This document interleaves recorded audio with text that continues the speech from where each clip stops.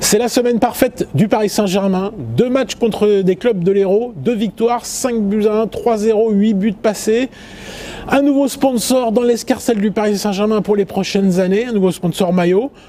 Franchement, des semaines comme ça, il n'y a pas de blessés dans un club où Neymar et Cavani récemment ont été out et n'ont pas pu disputer notamment le 8e de finale aller de Ligue des Champions contre Manchester United. Franchement, des semaines comme ça, on leur demande. Alors, encore une fois, c'est peut-être un train qui arrive à l'heure, c'est peut-être une répétition, mais le phénomène, la bonne nouvelle, l'extraordinaire bonne nouvelle, c'est Kylian Mbappé, plus jeune joueur de l'histoire de la Ligue 1, a passé le cap des 50 buts et même des 51 buts, puisque c'est 1 but contre Montpellier et 2 contre Nîmes.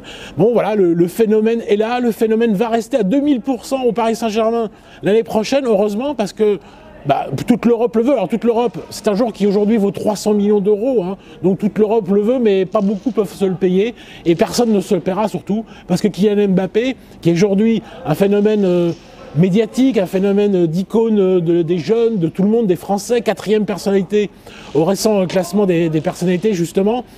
C'est aussi un phénomène sportif, ne l'oublions jamais.